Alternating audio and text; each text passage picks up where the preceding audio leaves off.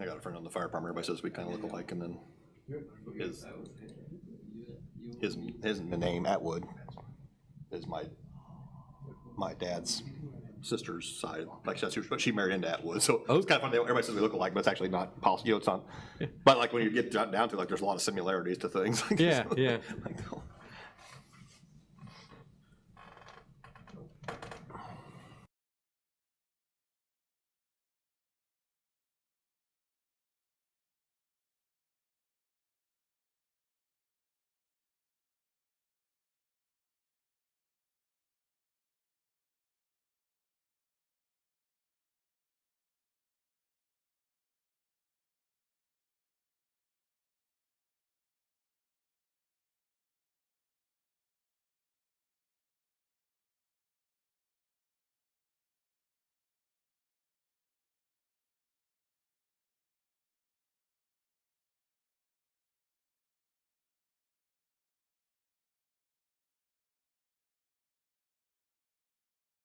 believe. Okay, that'll work if you're not printing a lot of Yeah, stuff. they don't. It'd be one thing if we could find a way to, but they're so far apart, those offices too, like if we could combine more people too. Oh yeah, if they're printing a lot of stuff, you can always. If we could reduce some of those, that'd be nice, but it's too far apart in the stations too. That's true. That's a certain percentage of my time every day getting up and walking to the printer. It's good for me. Yeah, I do that every 30 minutes. Just walk. Oh, yeah. Everything. Yeah, my thing will tell me to stand up. It'll tell you. Yeah, it's weird. We lost the phone. Something in her office. It's weird, you know how sometimes Computer back there. lightning hit is Yeah. weird how that happens. Yeah. You know, I told her. I've seen in a computer everything functions except something goes bad, right? You know, I said, I don't know. fortunately nothing major. So Yeah. We were standing there in the kitchen when that hit that tree. yeah. I don't know how many volts it had, but it had all of them. I don't know. It was the Wow. it exploded wood all the way out in the parking lot. Really? Yeah, there was wood. Like that whole side yard was just covered with wood. Wow. Yeah, you don't want to be near any Yeah, of that. we were probably 4 yards away, probably all of us. Yep. Hi, Rachel.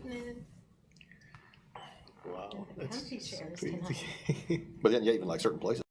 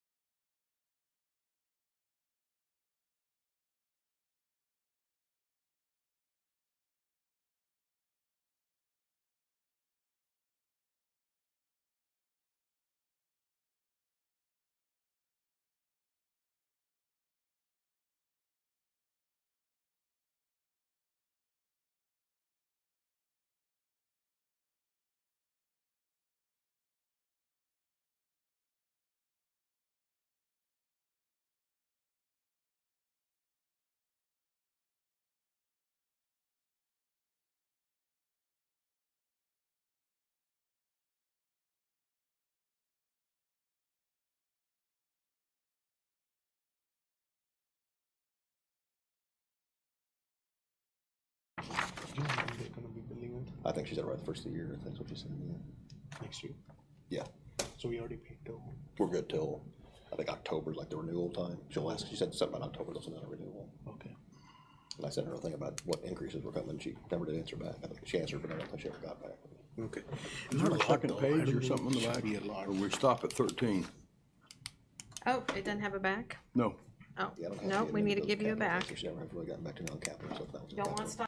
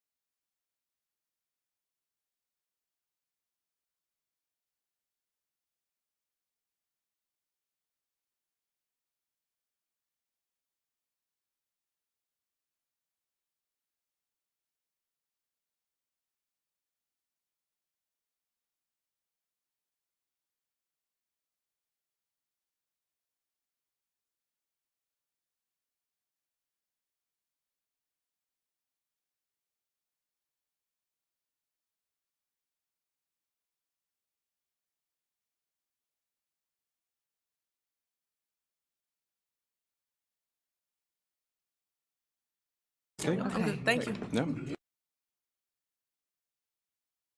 Welcome to the Public Service Committee, Tuesday, July 25th, 2023. It's a little after 6. Roll call, please. Chairman Rick Streebing, Here.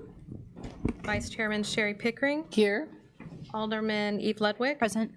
Tricia Teague, Present. Robert Williams, Present. Darren York, Here. John Cooper, Here. 7 present. Thank you very much.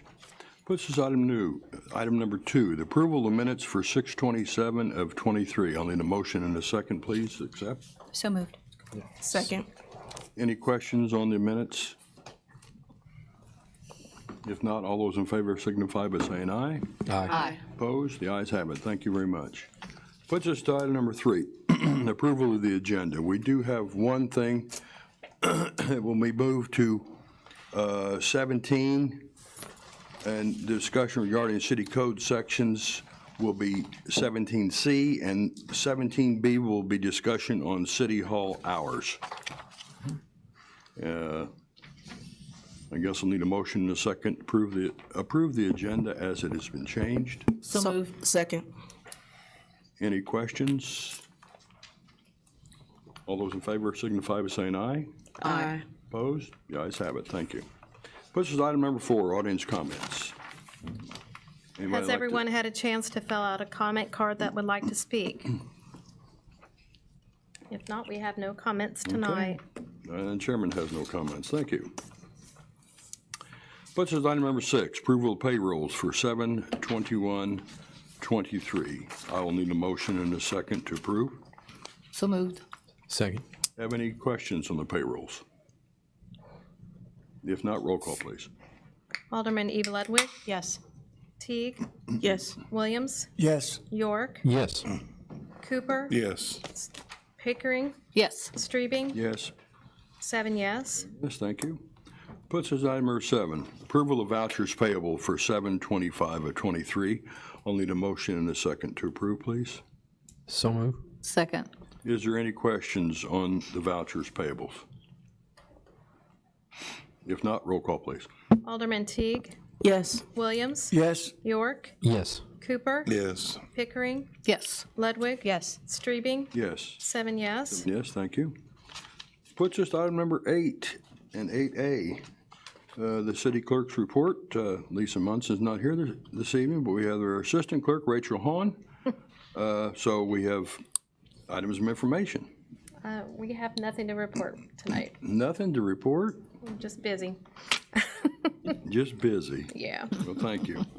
Puts us item number 9, finance. Ashley Macy is comptroller. First, we have items of information, and then we'll go right into risk management monthly report and the personnel monthly report. Ms. Macy? Good evening. I also don't really have much to report. We discussed last week that budget meetings are starting here in 2 weeks. So if you have any specific concerns, questions about those budget meetings coming up, don't hesitate to reach out. And then, of course, I'll be presenting a first draft of the budget in October. So Any questions for Ms. Macy? Any? Go ahead. Wait, are we on A or all of 9? We're just going to take all of it together. Okay. Yeah. My one question is, what is, so in the, what is this, the workers' comp report, the risk management report, there's a thing that says traffic control cabinet damage during MVA. What is MVA? A motor vehicle accident? Yes. Okay. Okay, that was my only question. I couldn't figure out what that was. Any other questions on the risk management monthly report or personnel monthly report? All right, thank you. Comptroller. Puts us item number 10. Aaron Marcotte, Fire Chief. We'll go same way. 10A is items of information, and then we'll go right into the monthly status report and the Fire Chief staff report. Chief? Yep, thank you. Just some news we had for the month. We received our AFG grant award. That came in. Just as a reminder, that'll be mostly used to provide for all the training of the 6 that we hired last February.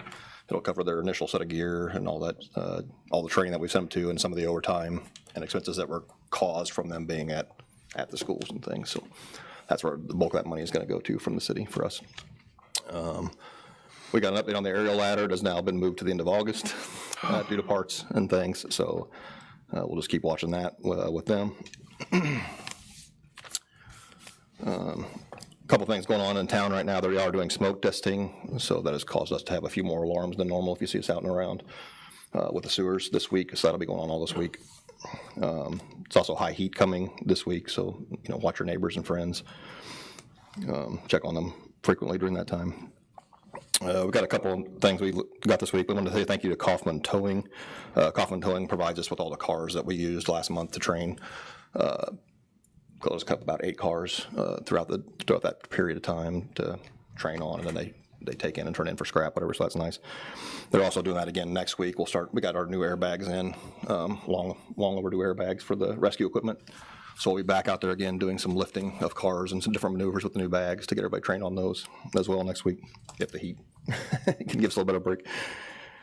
And also AMT Ambulance, Chief Sparks worked with them. They're going to give us about $1,800 worth of mass casualty kits for essentially mass shootings or something like that, trauma kits, tourniquets, and military-style gauze that helps stop bleeding and things like that in that instance. So that's a big help to us because we normally couldn't afford that kind of items. So that was good from them. So call-wise, we're about on normal pace for fires, just slightly under for being a little over halfway through the year. Overall calls are still up. With the current pace, we'll be at 5,000 or just under 5,000 calls. Of course, the storm boosted that by a lot. Our storm response was in the first 4 hours, we responded to over 85 alarms.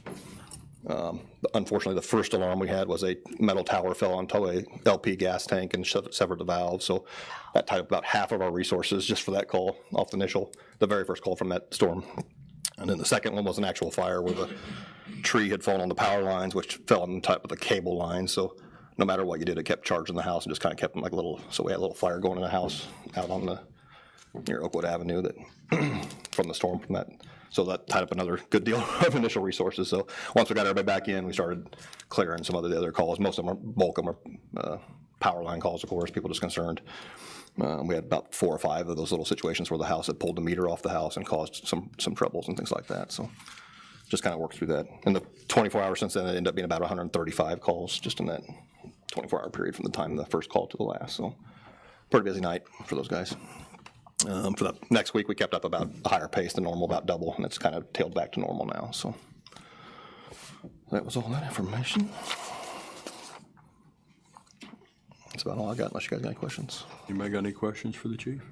Yes. I don't know if this is specifically for chief or mayor or whom, but given the anticipated temperatures this week and the number of consecutive days in which it would be extremely hot, have we ever implemented like cooling centers or anything like that in the city of Danville? We have 3 or 4 times since I've been mayor, and they've never been utilized. Okay. So we have stopped because, you work with the Red Cross and mobilize a lot of resources, and then no one shows up, and it's a lot of work and effort for them not to. We do have the Civic Center kind of on speed dial, and they are willing to help in such situations if need be. Okay. That's my only question. Thank you. Thank you. Thank you, chief.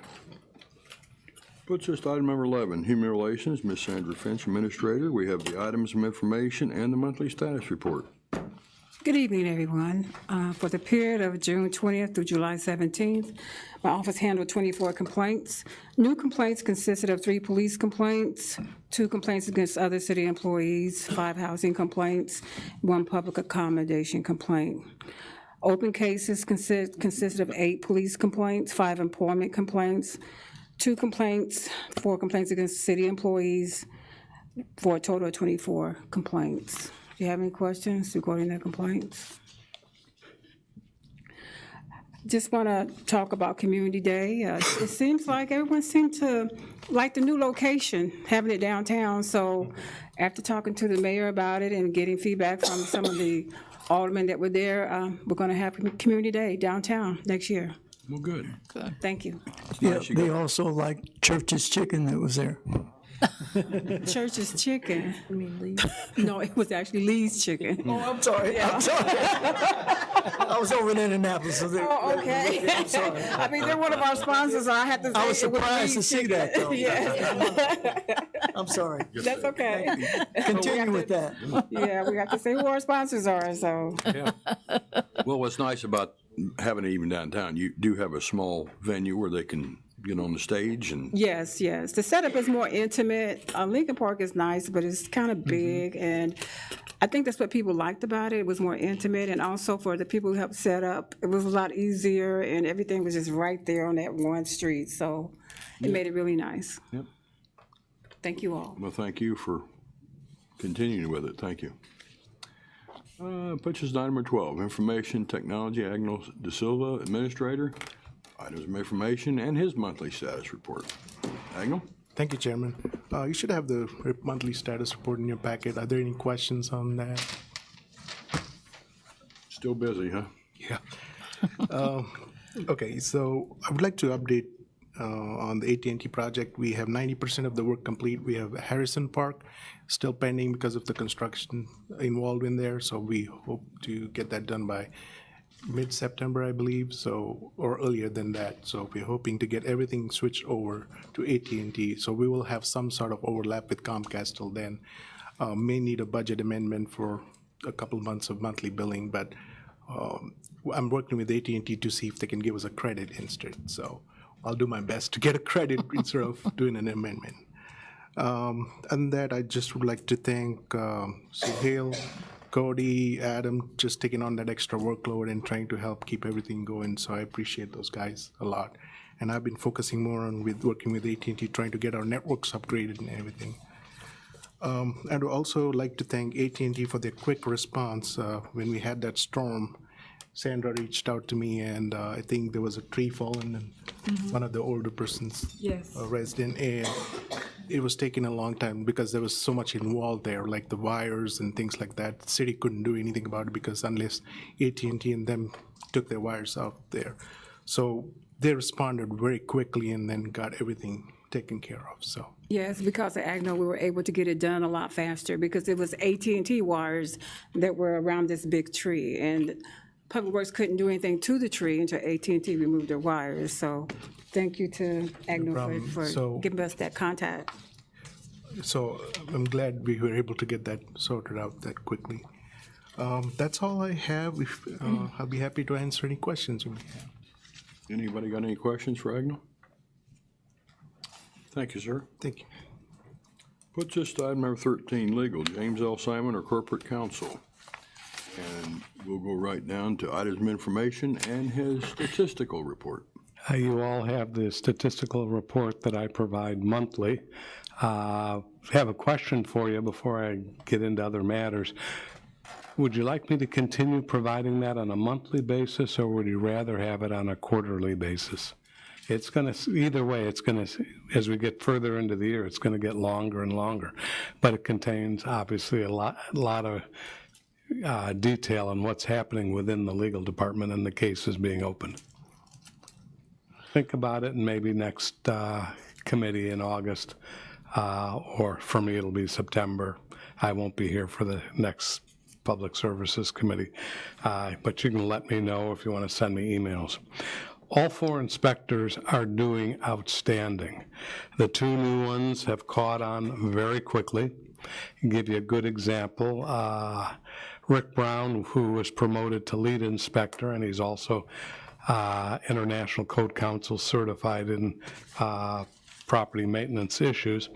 He is training the 2 new people, and he decided to spring a pop quiz because they have to get certified within 2 years. They haven't even been here 4 months.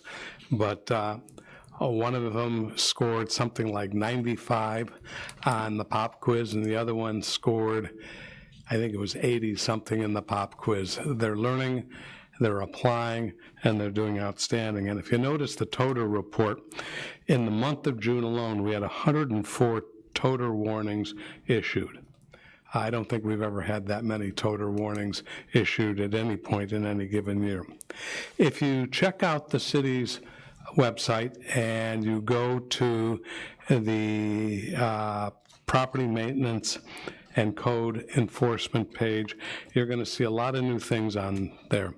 The video that Ashton put together regarding why it takes a while to resolve a problem has been moved to that page because it fits with that page. We've expanded the explanations of the various tabs.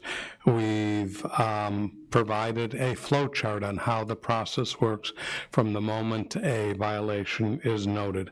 And I want to thank Adam, Rick, Brown, Ashton, and Aaron for putting much of that together. I did editing, but they basically put it together. There's one last edit that's going to be done, and they did a phenomenal job. On the citizen serve, we expect to go live with the property maintenance inspection component of that in early August. We're really excited about that because it's going to give us much more flexibility in how we report cases and how our inspectors can manage cases. Most of you don't know that we have an ordinance that requires city court cases to be filed no sooner than 30 days after, or court appearances, I should say, initial appearances, no earlier than 30 days after a citation is to go out. And they can't be scheduled more than 40 days out. Our problem is our inspectors are doing so well that they are into scheduling cases in late September. So we're working on ways, a lot of them are weeds and grass cases, by the way. We are working on figuring out ways that we can expedite some of this, and one thought is even having night court, like the TV show. But in any event, we're looking at what we can. One of our problems is finding hearing officers.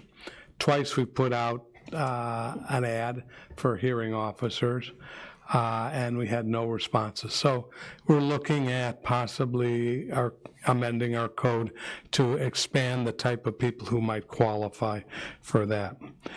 In terms of rental registration, we're hoping to get that component of Citizen Serve up and running a little later in the year, and that will allow landlords to register their properties online, pay the rental registration fee online, file change forms online, but I'm sure there's going to be a slow transition to that. We're going to have to notify them that that is available and how they can use it, and we'll start working on that probably once we become accustomed to using the property maintenance module.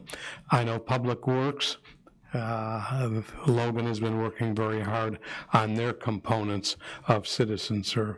So there's a very high likelihood by the end of the year, Citizen Serve, all components will be up and running, and it's a phenomenal program, and these people have been outstanding to work with. Weekly meetings, and it's gone very smoothly, and they are very attentive to the unique changes that we want to the software. The software is designed to accept that, and they're accommodating us. That's pretty much it. Yes. So where did you say, so there's stuff on the website now that's already been rolled out, correct? Yes, there are a couple of changes that have to be made. For example, there's a provision in there that they can leave voice messages in legal, except our legal assistants' phones are not set up to accept voice messages, that kind of thing. Other edits, a little bit more expansion.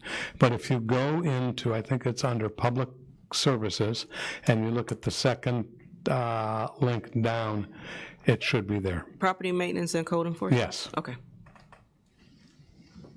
Okay. Yes, go ahead, dear. First of all, when you talked about your status report, Yes. is there any way that can just be condensed so we can just see the actual numbers instead of having to list all of them? I can talk to Becky. I think Even if we can't, I believe it's summarized at the end of each section. Correct. In which case I can maybe just rip those pages out, attach them to the memo. The memo is the same, except for the total report. The memo is the same because there are a lot of codes in the data, and that gives you what the codes mean. Right. So I will continue to do that, but I will definitely look into that. Okay. And the other thing, I just want to say what a great job these new inspectors are doing. I'm telling you, anytime I call, they return the calls, they're right on it, so they're doing a great job. Any other questions for Mr. Simon? I just have a comment. I mean, they are doing a great job. I got a citation, so. Oh, you did? I left my garbage can out one day, and when I left, I said, well, I know I might get a citation. I'll get it when I get home. Let's see if I get a citation. Yeah. And I got a citation. That's good. That's good, because it's happened to me too. Right. And I'm no different than anybody else. Okay, you know. They got the chief. They got the chief too. Everyone's accountable under the law. Okay, well, thank you, Mr. Simon. Puts us to item number 14. Chris Yates, Police Chief, is here this evening. 14A, we have a resolution approving the submission of a grant application for the 2023 Edward Byrne Memorial Justice Assistant Grant, JAG. I'll make the motion to approve and dispense with the reading and ask for your approval. I'll need a second, please. Second. Is there any questions on 14A's resolution? Not, roll call, please. Alderman Williams, Yes. York, Yes. Cooper, Yes. Pickering, Yes. Ludwig, Yes. Teague, Yes. Streebing, Yes. 7 yes. 7 yes, thank you. Motion carries. Puts us to item 14B, a resolution transferring additional funds to the police secured funds expenditure line item. I'll make the motion to approve and dispense with the reading and ask for your approval. I'll need a second, please. Second. Is there any questions on 14B's resolution? Just doing paperwork. Is that what you're doing? Yeah, that's what I figured. When, what was it, back in 2019 or early 20, we looked at how this fund was being managed as far as the, Chief. oh, I'm sorry. As far as how the drug asset forfeiture, the city ordinance side of it, when it was seized through city ordinance, and there's like from drug proceeds and illegal monies. What we did was we broke it down into a holding account, a secured account, and then an expenditure line item. We set the amount of money at $10,000. That was when the fund was somewhere around 80, 90,000. It's grown considerably over for several different reasons. We use this money to purchase things such as, ballistic shields for patrol cars. They're called patrol shields. And other protective equipment. We can also use it for training and education to the public and different training things. We're hoping to use it quite a bit whenever we get our training center. Any other questions on 14B? If not, roll call, please. Alderman York, Yes. Cooper, Yes. Pickering, Yes. Ludwig, Yes. Teague, Yes. Williams, Yes. Streebing, Yes. 7 yes. Yes, the motion carries. Puts us to 14C. We have a resolution authorizing a 2-year contract, LexisNexis Desk Office System doors. I will make the motion to approve and dispense with the reading and ask for your approval. I'll need a second. Second. Is there any questions on 14C's resolution? We under this now? We under this agreement now? No, this is new? No, this is something we're working on, and it was actually approved through the CEO grant. It was on that Budget. attachment. Okay, and then, but since it's a contract, I have to bring it through. So the agreement is like a verbal agreement to get it started, but we haven't got the contract until it's signed officially. And just a little bit of information on this, because I was always a little reluctant on online reporting, but we were able to break it down to where it wasn't service-oriented reporting. This will enable people to say, hey, listen, I'd much rather report this, there's not a suspect, and there's a lot of guidelines on how they can use it. But even if we say one reported shift, okay, which it'd be quite a bit more than that, and say 3 reports in a 24-hour across all 3 shifts, that's 821 hours a year that officers can be doing something proactive. And if you break that down into dollar amount, that's about $30,000 that we're paying officers to do that, when we could be using that $30,000 to doing other things that are proactive and preventative. So hopefully those reports will go down as well. That was a very conservative estimate. We're probably looking at 2 to 3 times that much as far as how it can be used. So, Is there any other questions on this resolution? If not, roll call, please. Alderman Cooper? Yes. Pickering? Yes. Ludwig? Yes. Teague? Yes. Williams? Yes. York? Yes. Strebe? Yes. 7 yes. 7 yes, the motion carries. Puts us to 14D. We have a resolution authorizing the trade or sale, disposal of unused police vehicles. I'll make the motion to approve and dispense with the reading and ask for your approval. I'll need a second, please. Second. Is there any questions on 14D?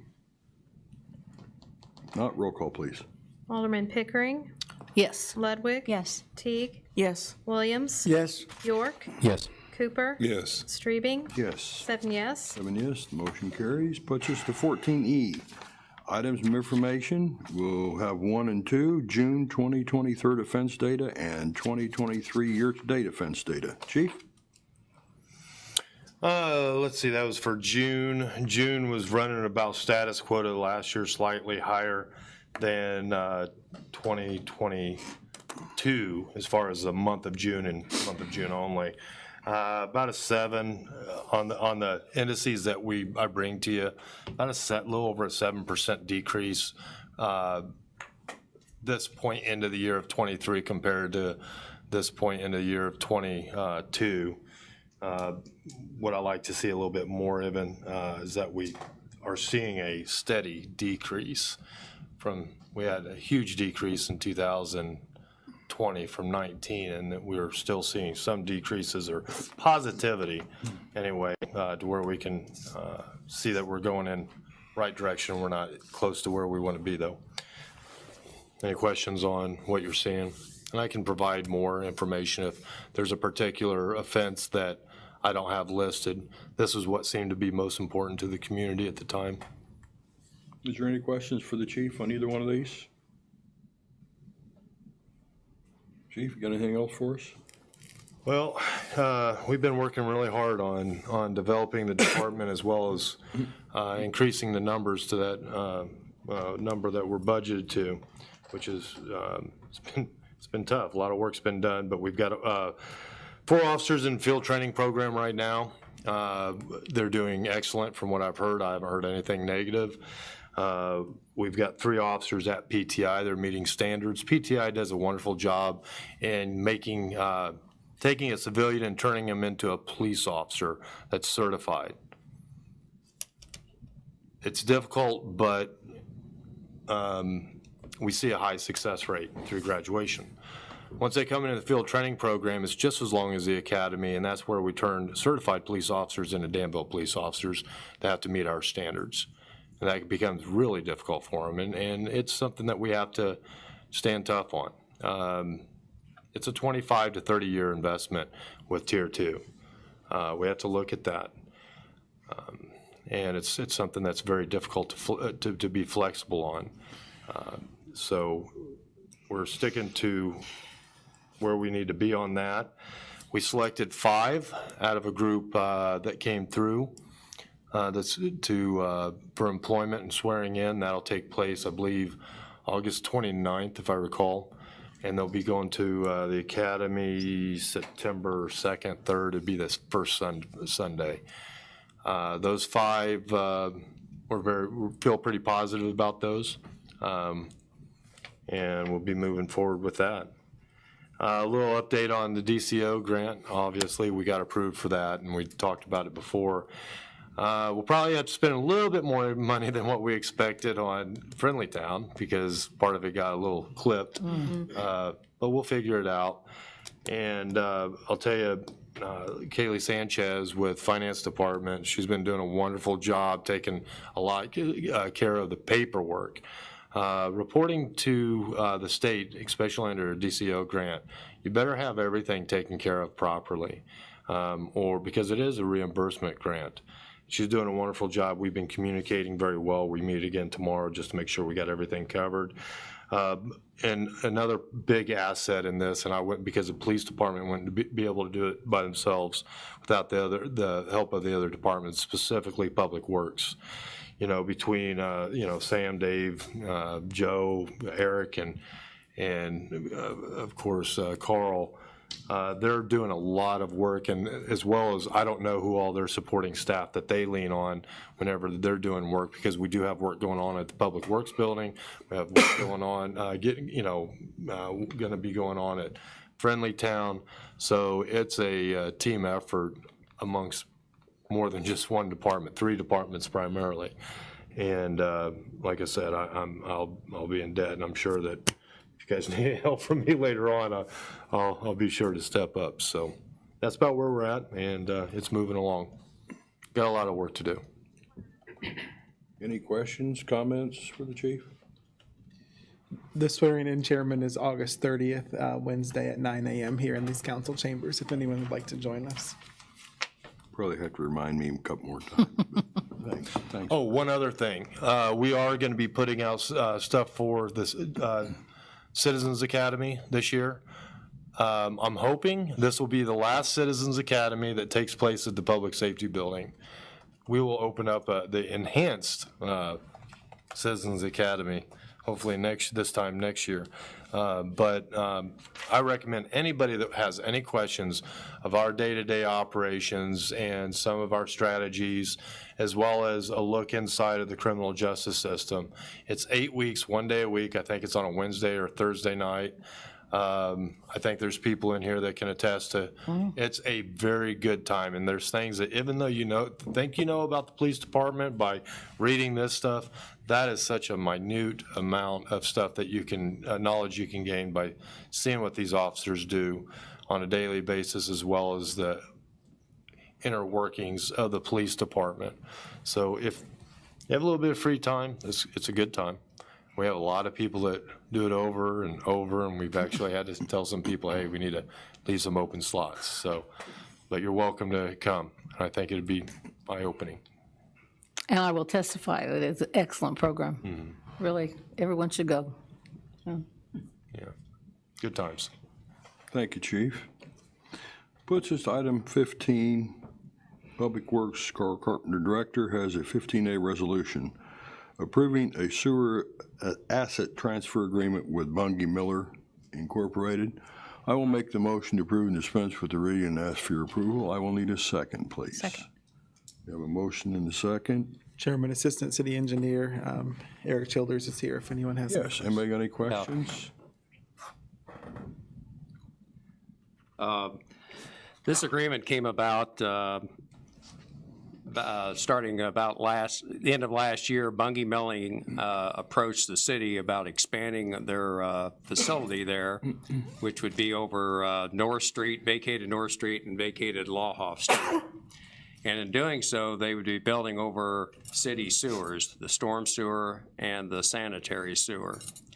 So Sam and I bantered back and forth with them and determined that if they would take over the storm sewer and the sanitary sewer that they were building over. And they agreed to that, and this is basically what this agreement is. And you can see within the exhibit the limits of the storm sewer that's going to be transferred, and then the sanitary sewer that is in vacated Lawhoff Street only serves Bungie, or I guess vacated North Street, I should say. It only serves Bungie, so we're going to transfer all that over to them. So that will eliminate that to our public access or assets.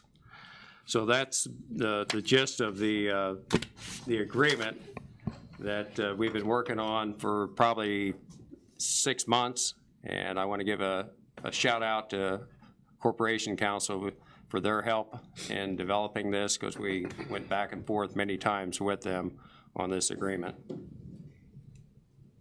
Is there any questions? And we have it here this evening, I think, just so we could get it on next week's meeting. So Mike and I both, when there's something like this, we don't have a problem with it. So if there's no other questions, roll call, please. Alderman Ludwig? Yes. Teague? Yes. Williams? Yes. York? Yes. Cooper? Yes. Pickering? Yes. Strebing? Yes. 7 yes. Yes, motion carries. Thank you very much. Item 17, items of information. Anybody have anything? Come out and watch a fat guy put young kids on boats tomorrow. Starting at 9:30, and we got 55 of them. We got 20 counselors, so I got about 7 or 8 boats. So It's for the Ambucks camp. for the Ambucks camp, yeah. This is the first week, so, and it's gonna be a warm one. 17A is discussion regarding Vermillion County Mental Health 708 proposal. Mayor? Yes, I heard from most of you that this is something that you supported, but I just wanted to offer another chance for discussion before bringing that to council. And Mr. Russell is here in the audience too, if anyone has any questions about the ROSC council that the county has already supported with 3/4 of the funding, and they're asking us for the other $25,000. Was information sent to us on this in our email? I mean, in terms of like detail? Yes, I provided this to at the last city council meeting, as well as I may not have emailed it to you. It may have been just a hard copy, Alderwoman. The last full council last week or two, or? Sorry, 2 full councils ago. Oh, I wasn't here. Okay. I apologize for that. It should have been, but I know I left a packet in your mail. Did they bring the mail? Did they not bring that down for you? There was a stack of stuff here, so. I'll email it to you as well, Okay, though. thank you. Yeah, we've discussed this a couple times before, so. Does anyone have any? Yes, sir. Yes, I do feel that this is something we definitely need to support, so I'm in favor of it. I am too, so.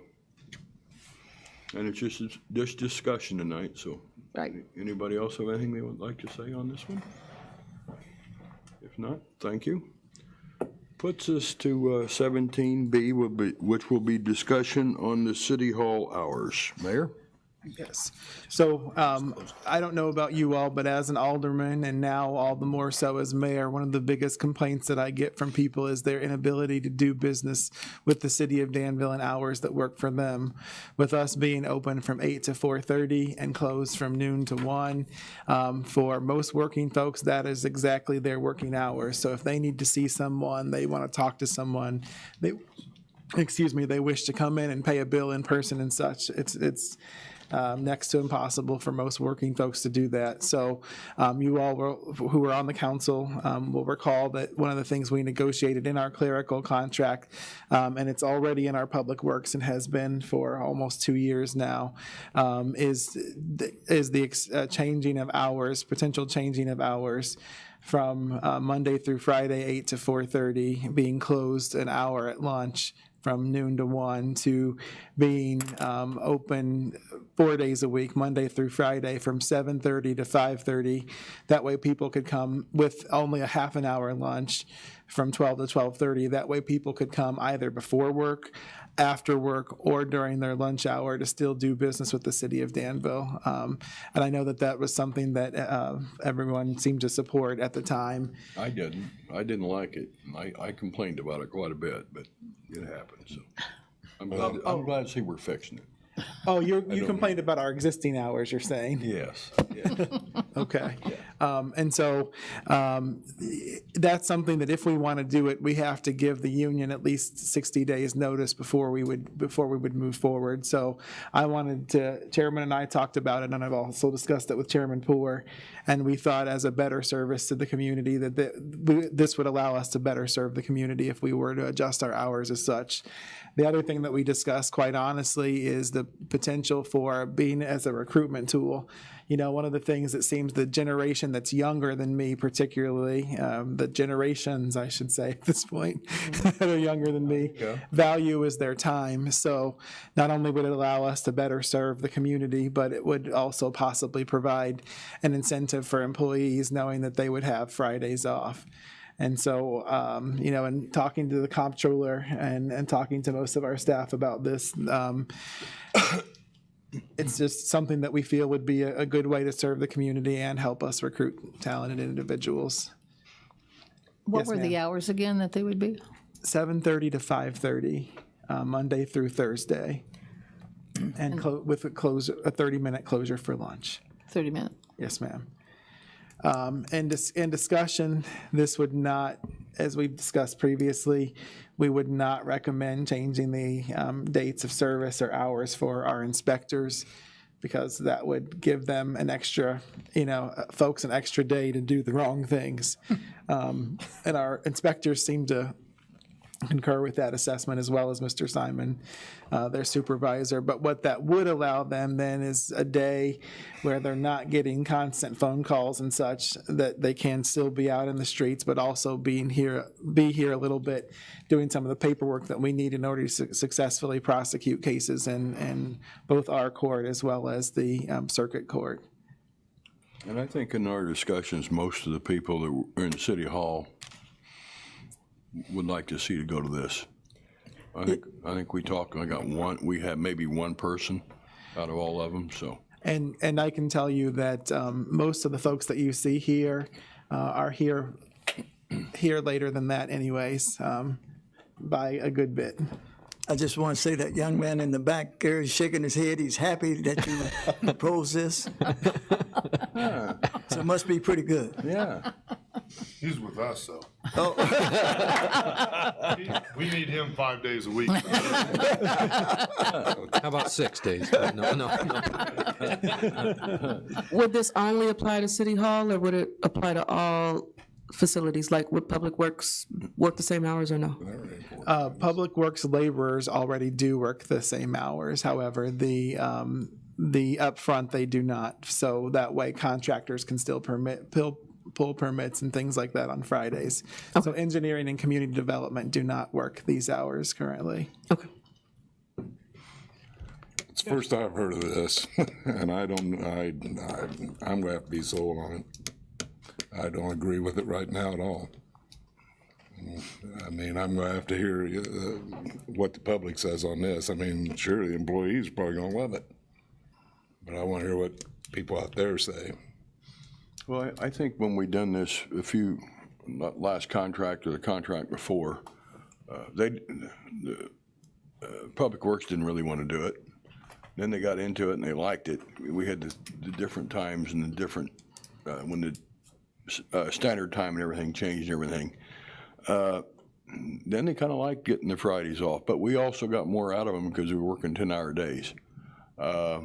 Just like if you got a concrete truck coming and it's 10 minutes till, I mean, they're all ready to go home, and then you're going to pay them overtime. So this has worked out for everyone. Well, I understand what you're saying there, but it's up to the people in this town. I mean, they're the ones come here all the time. Yeah. I mean, they don't deal with Public Works all the time. Oh, when I didn't like it when they closed it like they had, and you'd be surprised how many times I go up and down Main Street here and see people on the door, and I look, and you know, I've been around for a few years, and I've never heard anybody complain about not being able to do something here. And maybe I'm wrong on that, but I've never heard anybody say anything, and that just bothers me a little bit on this one. But If you don't, Go ahead. yeah, and I'm not trying to persuade either way, it's up to the council, obviously, but I would say that where this initial idea came from is, I think the big change is now utility billing in-house at the city, right? The foot traffic at City Hall has quintupled than prior to utility billing, and we, every day, close from noon to 1 for lunch, and I guess that was before my time when that was determined, but I guess I came out of some safety concerns of shifts, especially on the second floor, there's not a ton of people that work on the second floor. So if half of the employees are gone, you may be in a section by yourself. So that's why they decided to close for lunchtime.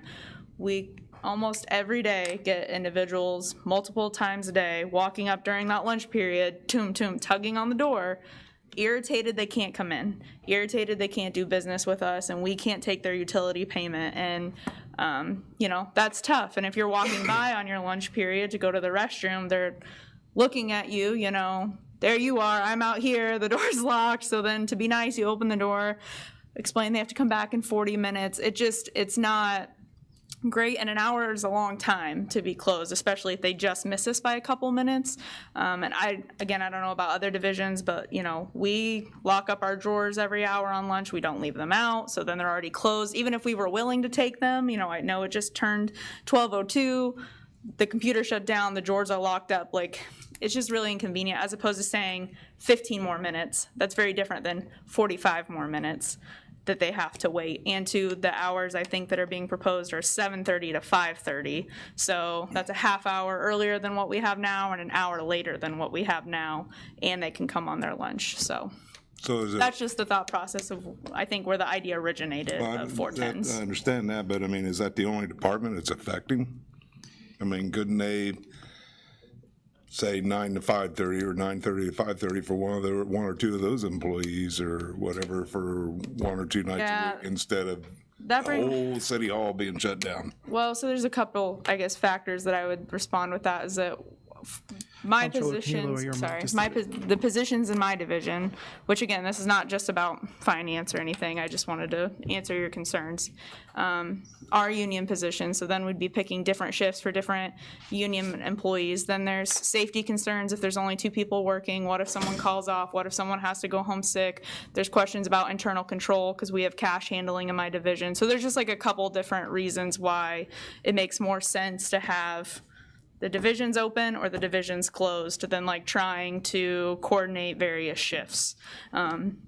Especially, if you have different shifts, someone may be planning something with their family or other commitments, and then if someone calls in sick, we're trying to call them in, so then they can't plan their life. It's just, when we're open, we're open. When we're closed, seems like the most straightforward way to do that. So, but I mean, yeah, there's other divisions this will affect, of course, but that's just what my division sees on a regular basis.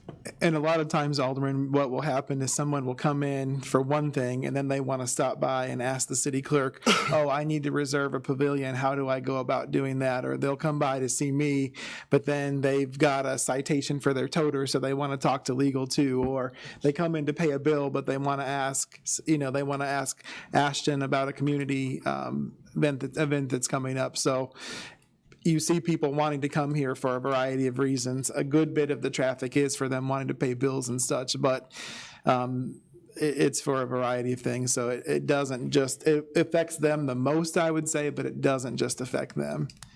Just under half of City Hall staff are in finance, so we do have, just numbers wise, a big number of City Hall employees. Well, I'd just rather hear more opinions from the public because we're all public servants here. I mean, that's the way it is. It's fine. And when we gonna make this decision or vote on this? I mean, when were you planning on doing that? We'll just bring it up for discussion tonight, but like you said, whenever we get around to doing it, it could be next week, I don't know. But we gotta give the union 60 days. They're the ones that can waive the 60-day deal on it. We have to do that according to the contract, but. And why Monday through Thursday or Tuesday through Friday? I mean, there's a lot of, who's doing all this? It's just, there's just a lot of questions, I think. Yeah, and I just think we tried to model it after Public Works. That's my only. I just got to hear more. Well, that's fine. I'm not sold on it. That's fine. Sure. Go ahead. The clerical union contract provides that the city, if they want to, and it's up to the council, of course, to change hours. And if it turns out that everyone finds out that it just isn't working, the contract allows us to go back to what we currently have today. And that's the way it will be for the rest of the contract. And we just pretty much signed that contract, what, a couple of months ago, Mayor? So,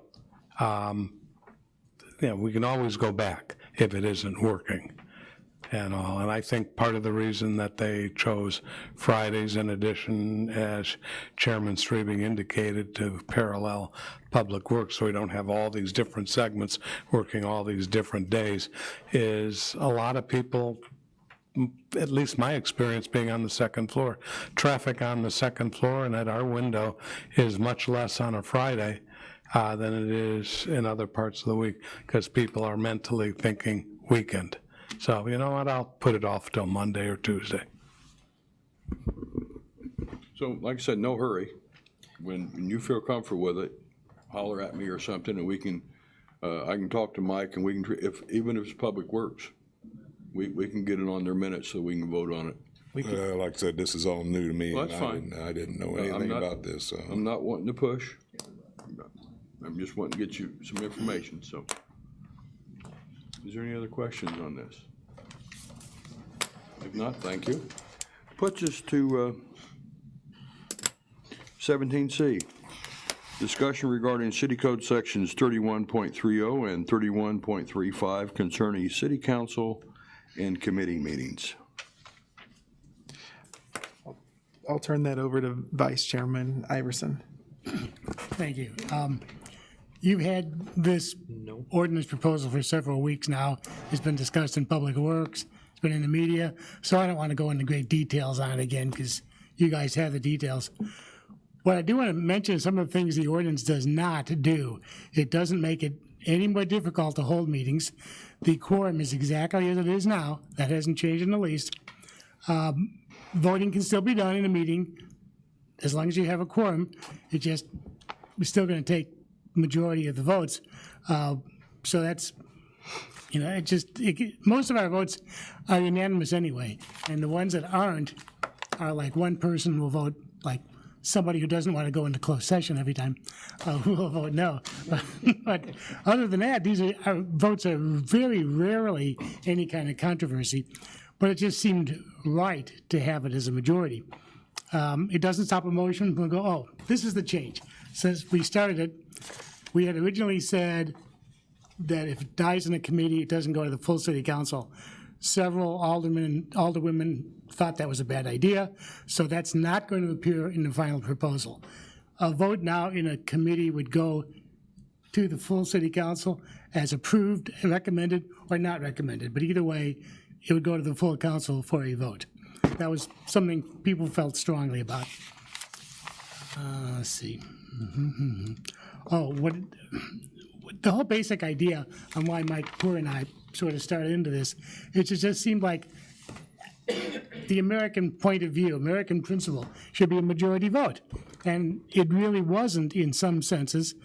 You may wonder, you think, well, doesn't the state statute say you have to have 8 votes to have a full city council vote? Yes, it does, but our attorney has said with home rule, it makes it sort of vague of what we can do. So this just seemed like we shouldn't be vague about, we need a majority vote, and we'll need 8 votes to get something passed. And again, you don't have to have all 14 people at a full city council meeting to get 8 votes. Like I said, 90% of our votes are unanimous anyway, so if there's 10 people there, it's going to be 10-0. So you got your 8 votes. Getting 8 votes is not that difficult, and it should be the golden rule. A missing alderman or 2 really wouldn't upset that much. So those are the 2 main things really in the measure. We also threw in some other things. The mayor saw this as a way to update some things that have been kind of hanging into the ordinances and no longer are something we need to do. First of those was the Credentials Committee. There's no need to have a Credentials Committee if the Danville Election Board tells us who wins. We don't have to have a credentials committee to approve it. They've already told us. We used to have, when it started years ago, I remember we used to get every Friday afternoon, you get this big packet of written stuff they deliver to our house. We're in the email era. We don't need a big packet of written material. And it still says in the ordinance, we're all supposed to get a package of written material every week, which we don't need. So that's going to be taken out. And the last one was a city-county joint public services meeting for years. Hasn't been in existence now for some time. So the mayor thought this was a good time to take that out of the ordinance as well. So those are the three ancillary kind of items that also got involved in this. We thought, hey, it's a good time to clean things up. It just seemed like, people always thought that it was a majority vote to win something, and it wasn't always. So we just want to harden the fact that it should be a majority vote for something to pass on. Thank you. Anybody else got any? I'm going to say something. It's always worked this way, and I don't see that there's anything wrong with what we're doing right now. Yes, we've had not enough people here sometimes do it, but as long as you're stating the fact that it's going to the full city council without an approval, it's always worked. I just think you're going to have game playing if you sit on mandating what you're wanting to do. I think it works fine the way it is now, right now. So I'd say leave it alone. Go ahead. Well, on B, where it says what we want to add, I believe it just needs to be a majority of who are present, the aldermen that are present, not the doesn't have to be 8, just a majority of what's present. Evidently, we don't have it in, but when you say majority of the time, we always do have that, but you don't know when we might not have. So I don't think you can just say that, and it's a chance that you take when you, If you didn't have a quorum, you couldn't vote anyway. Exactly, you're right. You're correct. If you don't have a quorum, but if you have 11 there, what are you going to do if you don't have 8 votes? You could table it, you could move it to another meeting, or you could vote. No, I'm talking about the and city, I'm talking about city council meeting. You can always table or take off the agenda in city council meeting too. Nothing But stopping it that. wouldn't pass. So, I mean, if there was 7 votes, if you had 8 people there, just my opinion is it needs to be majority of the people that are present at that meeting. That's my opinion. But by doing that, though, you're disenfranchising people who aren't there. And I know they're not there, and there's some good reasons, illness, et cetera, they might not be there. But 8 votes is a majority of the people, and whether you have all 14 there or not. I know Alderman Streaming said that people could maneuver the votes around if we change this. I think it's going to be it's easier to maneuver them now than it would be if we made it a majority. If having people sick were just not there. Well, to me, I just think the majority that is there should be the ones that, my feeling. And I'm glad you did change the council because. There seemed to be the mutual agreement on right. that. I agree with that. Any more discussion? Yes. I'm going to take your side, Rick. I agree with you on that. But the cleanup, I agree with too. I mean, right. Taking out stuff out that doesn't exist, I agree with. But I think we should leave it the way it is now too. I mean, I don't have a copy of what they've got. He doesn't either. Yeah, I'll send you one. It's on the public, if you go in your email, it's in the Public Works agenda from I'm not too fond of this system either, but it's just, I'd rather have it all in black and white. I don't like this at all either. From 7-Eleven. Yeah, I'll send you one, John. Ms. Ludwig, have something? Well, I just think that it's more than just clarifying and updating. I mean, this is substantially altering the way that we do business. And so going from talking about a quorum to making that how business is transacted. I mean, we're typically doing a majority of a quorum. So why can't we just put that into writing? Because that's the way we've been transacting business here. And that would be clarifying and updating rather than substantially altering the way that we're doing business. And I'm talking about 31.03 Part B. I'm fine with the changes to 31.35A, 2A.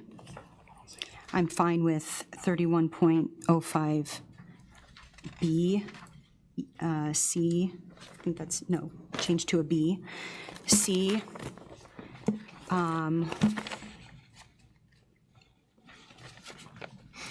to big B 1, 2, and A on that. But again, when we get to, I'm hoping that I'm saying all of this correctly, 5 little b, we're substantially altering the way that we do business here. I'm just trying to understand that this particular piece, this little b under 5 little b, we're not changing any of the verbiage here. So down at the bottom it says, by the same vote may send the measure on to the city council. Are we doing 2 votes here? One is a yay vote that it's approved, and then there's a second vote whether or not the measure is sent on to city council. I'm just curious about that, with or without a recommendation. So can that be clarified before I move on with the That's other the part we're going questions? to remove largely. I'm sorry, say that That's the again. part we're largely going to remove. You're removing this, far as okay, the- I'm just making yeah. sure that I understood that. Okay, and then I just want to explain something that's concerning to me also, and that's under 6 on that same page. So the business of the Oversight Committee is reviewing and recommending ordinances and resolutions. So I think that if you were to change that B, if you wanted to change the one right before that, you would have to also change, you'd have to construct the ordinance to allow our subcommittees to make decisions, and that's not part of the role of the subcommittees. So to make the decisions for business for the city council. So that is also something that would need to be changed if you're wanting to change that B above. You lost me. I'm also fine with 6, the changes that are below that as well, and 7, I'm sorry, 8, so. But I'm still concerned about 31.3 B. And that does substantially change the way that we do business if we're not looking at the majority of a quorum, if we only have 8 members present. Yes. Well, and my thing is, when you say leave it the way it is, what way is it? It's not specified in our ordinances, correct? The quorum is. The quorum is correct, but the vote. And I It's think not. therein lies the problem, because it's not specified that any time that we come to a vote that is could be questionable, controversial, whatever, however you want to put it, unless it comes to a 7-7, which is very clear, it's not clear. Exactly, exactly. And so my understanding, just from reading this, is that the purpose behind this was to provide clarity on what happens, because every time, and I would also add that every time that there's change as a result of an election, it's also not clear, because then people go, well, what is the answer? And then the response is, well, this is what we've always done. That doesn't necessarily mean that it's actually following any guidance or guidelines. It's just that this is what we've always done, which is a very dangerous place to be legally. So I actually like clarity being provided. I don't really have an opinion one way or another on what it should be, but I do think we need clarity. Well, I think, Vice Mayor, I think that your point is well taken, and I think that's why what Alderwoman Pickering said was good, to clarify that it is a majority of a quorum, that something passes by. Yes, go ahead. Well,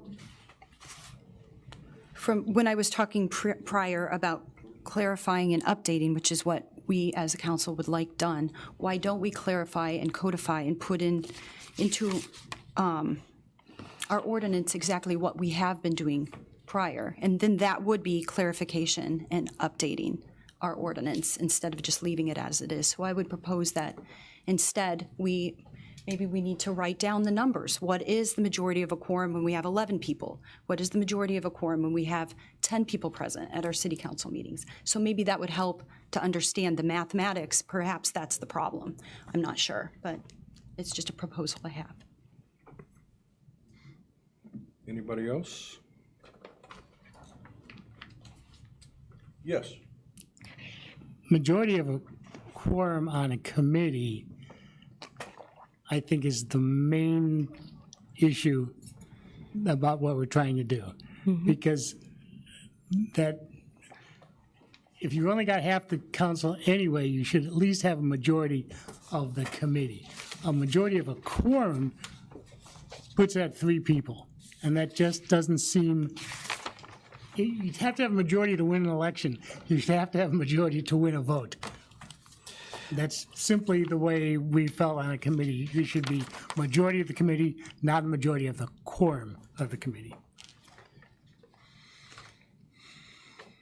Mayor, you have any? Oh, Ms. Ludwig? Yes. So, Alderman Iverson, I just have a question. Are you going back then to 31.30? I'm just trying to find exactly where we are here. Yeah, Alderman Ludwig, when you were throwing numbers out before, I was completely lost. Okay. I don't know which ones you're talking about. Okay. Because mine don't have those numbers. All right, on the back page of the end of, I don't know where it is, but you don't have any numbers, you don't have the ordinance numbers I just on have there? 3130 and 3135. Okay, 3135. A, Maybe I don't have that. and then, no, it's B. No, wait a minute, it is A. I'm kind of confused where we are here. Okay, A. And then there's a little b after 5. So you go A and then 5 and then little b. And you said that you were going to be removing that language, but now you're trying to go back to that and say the very big problem here is that we don't have anything codified here about the majority of a quorum for subcommittee meetings and what we do with that and where that goes. Like if a majority of a quorum votes, should that then move ahead to the city council? Is that your question? Is that exactly what we are working on here? Or are we striking that as something you're proposing? I'm confused. I think a majority of the full committee should always be needed to pass a vote. Now, whether or not a vote passes has now been changed slightly. If it doesn't pass, it goes to the full city council, but as a not recommended. So the full city council could change it, just like they change zoning committees or other things. But I still think for something to be passed, it should be a majority of the committee. And we don't really have subcommittees. Well, are you talking about this current makeup of this committee, or are you talking about city council? Both. The city council already has to have 8 votes. We're just trying to clarify that that's what it should be, because that's what it is by state law. But the committee is the one that's more questionable, because we've been operating under a majority of a quorum as the vote. rather than a majority of the committee. I think the corporate counsel has a word. Yes, Council. Obviously, the discussion is getting a bit confusing. Let me try to suggest something. The first, and working actually backwards, but following the process of, as they say, how a bill becomes a law. The first question is, regardless, is it true, regardless of how a committee votes, regardless of whether it's a majority of the entire committee or a majority of the quorum, regardless of how a committee votes, does the item still go to city council? Yes. Mayor is saying yes. All right, let's assume that's the case, and I think pretty much everyone agrees. Now, really, the next question is, if a majority of, insert whether it's the whole committee or of a quorum, votes in favor of the item, then presumably it's going to go to city council either way. Presumably, then it would go to city council with a recommendation to pass. If it doesn't pass with a majority of, insert your language, and then it goes to city council without a recommendation. So the question then becomes, do you want the vote to be a majority of those appointed to the committee, i.e. a majority of 7, that being 4, or do you want it to be a majority of a quorum, i.e. 3, because 4 on a committee is a quorum? That's the first question you have to answer. Either way, it's going to go to city council. So then you'd have to, again, now going to the next step, city council, do you want it a majority of those seated on the council, i.e. 8, or do you want it to be a majority of a quorum, i.e. 8, a majority of a quorum would be 5.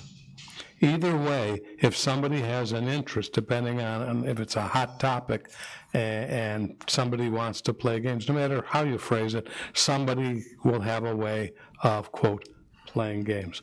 But I think now that we've agreed that everything goes to the council from a committee, then you have to decide, how do you vote on the committee, a quorum of a majority of a quorum or majority of those seated on the committee, and then the next step is, how do you vote on the city council, a majority of a quorum or a majority of those seated on the city council? I would like to say for the record that I agree with Alderman Cooper and Chairman Streebing on this. I think the way it is now with some clarification is the way to go. Quite frankly, thankfully, we have pretty good attendance now, but those of you who have been with me for a long time, Alderman Cooper and Chairman Streebing, you all can remember that there were some days, unfortunately, where we only had 8 or 9 council members at meeting, especially during summertime when people are traveling and holiday season in the winter.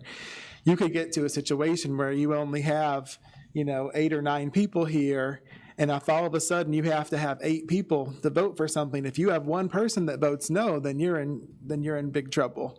And for us now, I don't see that happening. I really don't. But there could come a time where it could.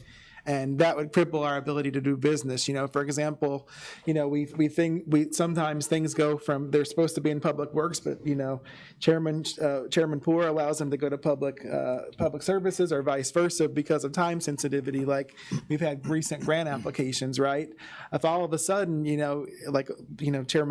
Vice Chairman Iverson, you said we could table it. That's true, but if there's a thing that we have to apply for a grant for before the next meeting and we table it, then effectively we're saying we cannot apply for that grant. And I think that creates huge problems for us. So what I would say to you is I absolutely support getting rid of the Credentials Committee. We can't change the law of the Election Commission one way or another. We haven't had the Joint Public Services Committee since I was an alderman 14 years, more than 14 years ago. So I think we should get rid of that. And obviously we're not hand delivering packets to anybody. That doesn't make sense. So we should get rid of those things. But the other things I think that we need to leave as they are, with a clarification that a majority of those present, a majority of a quorum for a committee and a majority of a quorum for the council, that it still passes. One thing about the Credentials Committee, correct me if I'm wrong, in addition to verifying the election results, the Credentials Committee also ensures that a potential candidate does not have issues as it relates to business with the city. Is that not accurate? They do, but we also have to report that information to the Election Commission, so they've already. So if. It's what we do with this, what we do is a duplication of what they do, what they request of us already. What's the time period in which we report that information to the city? Is it, so let's say somebody got elected and swearing in is on a Tuesday and they resolved whatever fine they had on Monday. Would that have already been reported to the Election Commission? Like, is it the day of the swearing in? That whenever they report the official results to us, that's when we report what we have to them. I don't think those are the same day, though. That's why I'm asking the question that I'm asking, because then we put ourselves in a situation that if somebody had a fine for whatever reason, and then they could resolve their fine on Tuesday morning and still be sworn in on Tuesday night, and the Credentials Committee could clear them for that, but the Election Commission could not. Not if the election results are due prior to swearing in. Well, I would say that if you had a duly elected person that had an outstanding fine, you would probably, and you denied them being sworn in, you'd probably find yourself in court with a major lawsuit and an expensive battle. That still does not negate what I just brought up. The Election Commission certifies the results. And as you're suggesting, it does not indicate that they are seated. For office. That's right. They are not qualified. That's not the issue. The issue of qualification for office is by city ordinance and all. And if an older person pays their fine 10 minutes before they're sworn in, they are qualified, because at the time of swearing in. And if we have to report after the swearing in to the Election Commission, and I'm not sure we have to do that, but if we do, what's reported to the Election Commission, all the sworn in alderpersons, they are qualified and they are seated. And I think that would be an issue if we eliminated the Credentials Committee. Now, we could make the Credentials Committee change to only qualification for office based on city business, since the Election Commission has no bearing on whether or not someone qualifies for office outside of election results. It's actually a state statute about the qualifications. That's not a city statute. It says that you can't be arrears, and any arrears to the body at the time that you're elected. Which is actually then to my point, if you're not in arrears at noon on Tuesday and swearing in is at 6 o'clock on Tuesday, you're not in arrears. And if the Credentials Committee meets at 5:45, then you're not in arrears and therefore you're qualified. But the only people who could actually make that determination is the Credentials Committee. What I'm telling you is that the state law, it's a state law. It's not the ordinance that Danville has created, the specific ordinance that if you owe. No, I understand that. I'm saying who clears it? Who says that this person is qualified or not? It's the Credentials Committee that signs paperwork that says, yes, we have verified that this person follows state law, that this person meets the requirements of state law to be qualified for the seat. The Credentials Committee does that. If we take it away from the Credentials Committee, then who does it? Because it's actually the job of the city clerk. She's the one who prepares the report for you. By statute, the clerk prepares the report. The ordinance provides that essentially the Credentials Committee confirms the results of the election board. The Credentials Committee doesn't necessarily qualify a candidate to assume his or her seat. Our ordinance, it's provided that obviously their fines and fees and that kind of thing have to be paid before they are sworn in. So then does the clerk sign the paperwork? So if we take away the Credentials Committee, does the clerk sign the paperwork alone? Because at the last credentials committee, we all had to sign. I don't have the answer to that one because I've not looked at that particular issue in the election law. The reference to the credentials committee appears only in this particular ordinance where you all are considering whether to maintain it or strike that provision. Understandable. I just wanted to make sure that we don't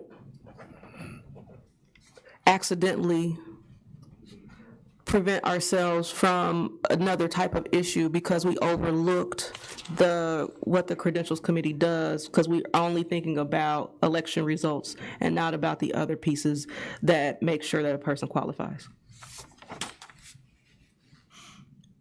And I don't care if we say, well, it's not going to be the credentials committee, but we need to allow for whoever does the work of the credentials committee to continue to do that work. And if it's the clerk, then it's the clerk. But I don't recall whether or not, and Lisa's not here, so she can't answer the question, whether or not she had to sign anything. What I do recall is that I had to sign something, and that Darren had to sign something, and then Mike had to sign something.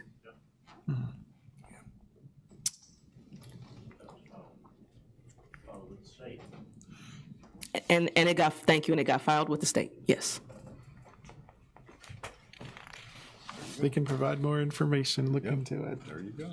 So what are we doing? Is this going to be brought up to council, or is this dead, or what? I mean, I'm all for it being dead, but. Why don't Chairman Poor and I, since we sort of pushed this snowball down the hill, get together with the corporate council and see if we can, based on discussion we've had at both committees, take out what we don't put in, what maybe we need, and as far as when bringing it up, no, John, I have no intention of bringing it to the next city council. It'll be several down the road, I'm sure, at this point, because we don't want to come back and again say, like the credentials committee, perfect example. That was sort of oh yeah, we put that in too. But the vice mayor has some very good ideas that, maybe we forgot about something. So give us some time to look at this and see if we can. Is there a reason this was all brought up? Basically, it was like I was discussing, and Chairman Poor and I were discussing with corporate counsel one time. We said, well, what is it exactly? What is the vote? And he said, well, we think it's a majority of a quorum in the committee, but it's really kind of vague. And that's where we got going. It's actually not vague at all, because where our ordinance itself, this particular ordinance, is unclear, we also provide in our ordinances that Robert's Rules of Order is the default. And Robert's Rules of Order provides that it's a majority of a quorum to pass measures. So it really isn't vague. It's vague in this ordinance, but then you have to go to another ordinance that provides that Robert's Rules in terms of rules of our council and committees is the default.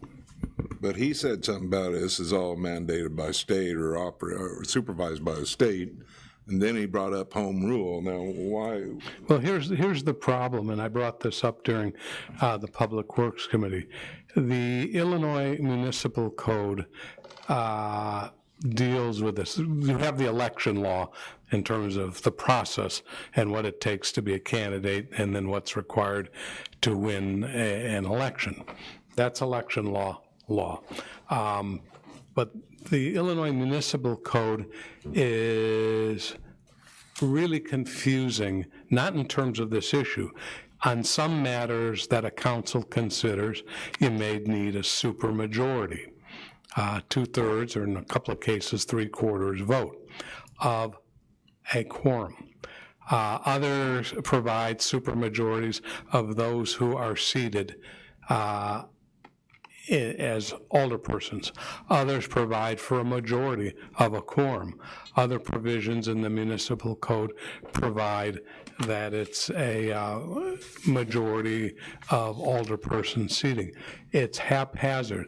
I have yet, in going through the municipal code when I research other issues, I've yet to figure out a rhyme or reason, other than a lot of this goes back many, many years, if not a good number of decades. There's no uniformity within the municipal code. Now, add on top of that, you have certain parts may have home rule preemptions.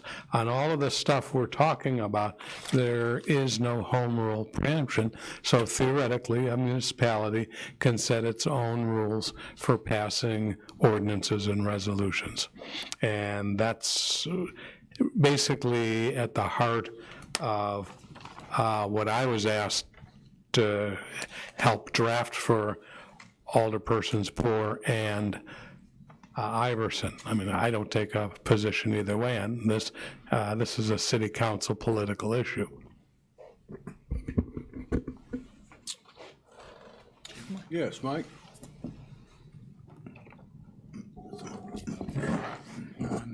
Just for clarification then, on a committee level, from what I'm hearing, 3 votes would move it to the full council. At a full council level, 5 votes would be a positive vote for the 14 aldermen. If there were only 8 people present. Right. Okay, but I mean, a majority of a quorum of 14 is 8, or a quorum is 8, and a majority of quorum is 5. So technically, 5 people could vote in the affirmative. Only if there were 8 present, Chairman. Only if there were only 8 present. Okay. Otherwise, it would have to be a majority of a quorum. So if there were 8, then 5. If there were 7-4. You know, it would go up with the number of people. So if, you know, there were 11 people there, then 7 people would have to vote for it. 6, I mean, yeah. Okay. All right, so that's what we're hearing, so we'll look at it further. Another thing we may want to think about is, when is an alderman after the election going to be seated? Is it the first meeting in May, when they are seated and start their voting? Or is it right after the election in April, where they're seated and the full council, or the previous council, makes the final votes from the April meeting? Isn't that ran by the state also? I think so.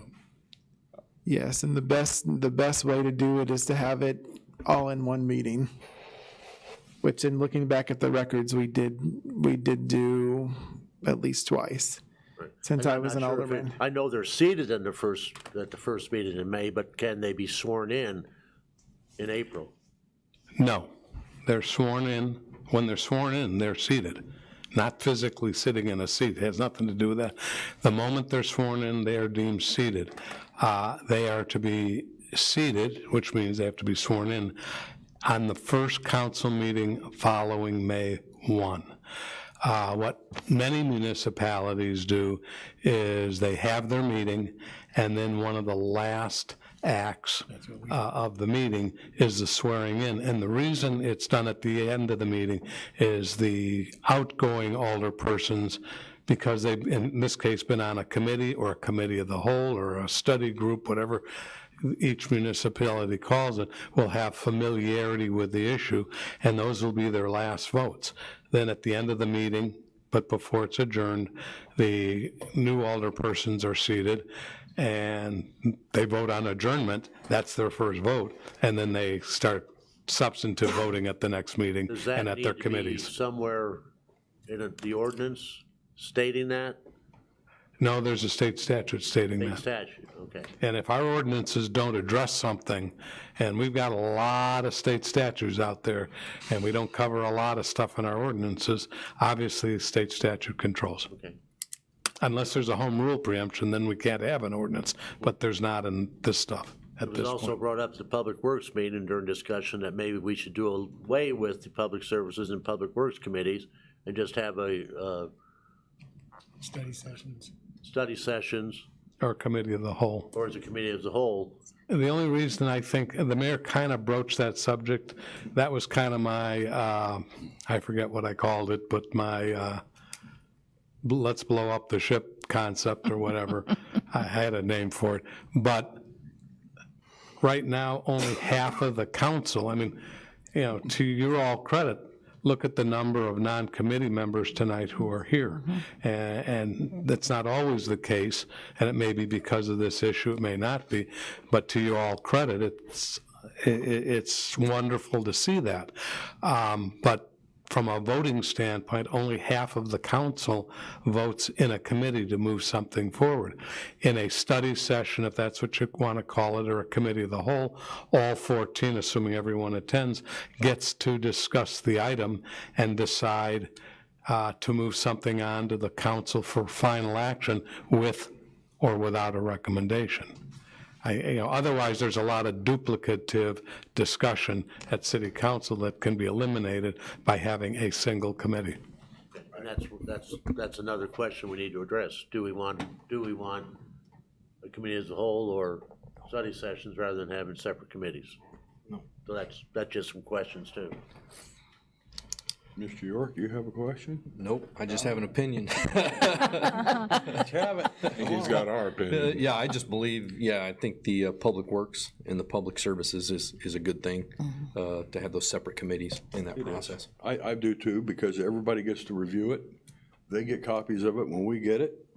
A lot of the questions are answered. That gives them a week to get back to with somebody in the office to find out exactly where they stand. And it does reduce a lot of... It does reduce a lot of the friction and a lot of the argument at the full council. So, yes, Ms. Logan?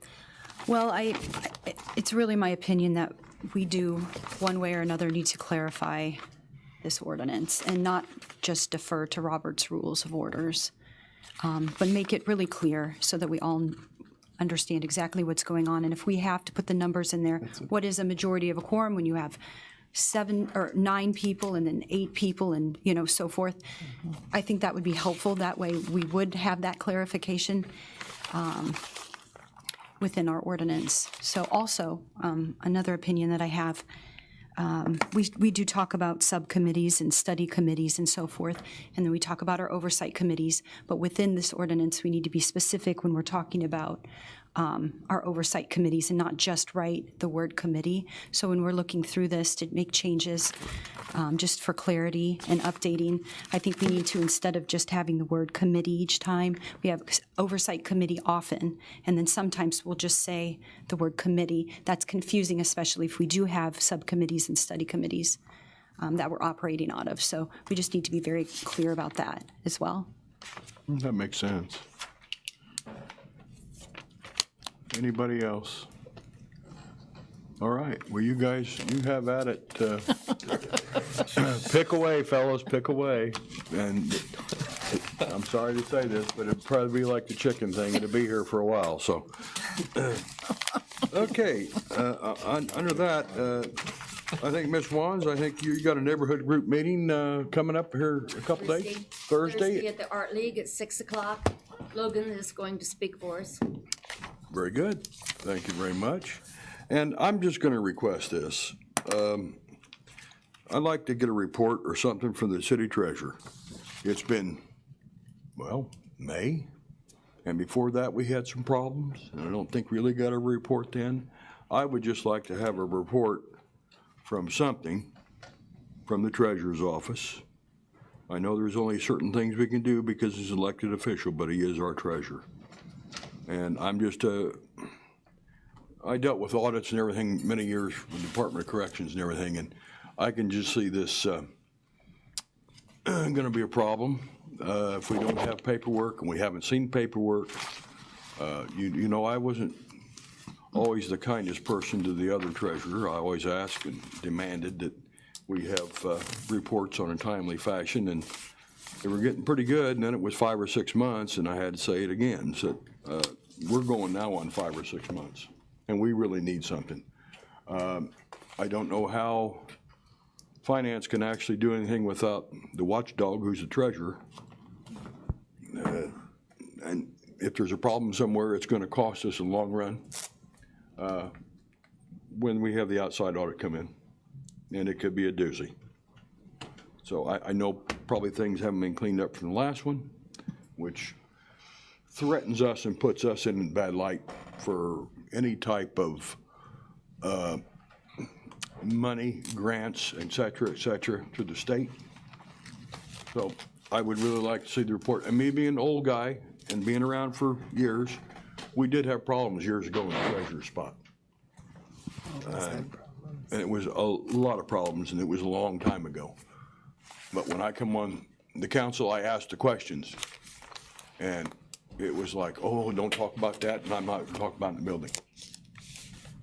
You have to talk about it because it deals with pension funds and everything else. It's a very important position. And I think we're getting the tail end of it because we're not getting reports like we should. So I'm requesting, or I guess I'll demand,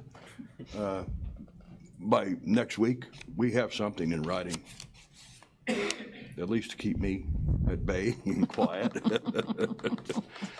So other than that, does anybody else have any other items of information or? I would concur with what you just said and actually have a question, which is on our last, and I know Ashlyn's not here, so maybe this might be something that I have to email her unless the mayor knows the answer. On our last audit, did we have any findings? I believe we did. Our last audit, we mostly had general findings that everyone does, not enough segregation of duties, things like that. However, the audit from the previous year is not complete because the work of the treasurer's office is not complete. That is not a reflection of our current treasurer. However, we do have and I want to be clear about that. However, we still do have a lot of work that needs to be done there. So as it relates to your point, Chairman Strubing, as it relates to our grants, have we filed our, well, if they're with DCO, they're on extension, will we be able to file our audit reports on time? We requested an extension and we hope to be able to meet that timeline, yes. But I will likely be bringing, unfortunately, as Chairman Strubing, suggested, the treasurer is an independent officer elected with the same duties and responsibilities as me, so I don't technically have the authority to do anything. However, for the good of the city and of the community, I have intervened and in the process of soliciting outside firms to help us. Okay.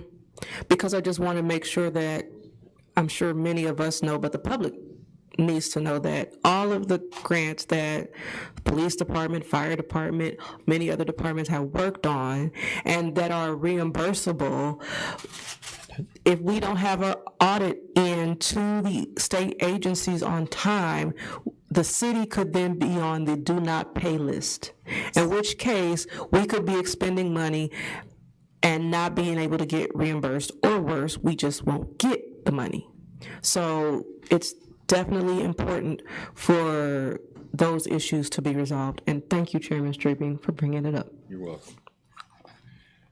And that's all I have. Does anybody else have anything? Because I think we've met everything on the agenda this evening. The only number 18 is adjournment. So move. And I got a motion. How about a second? All those in favor? Aye. Opposed? Ayes have it. Thank you.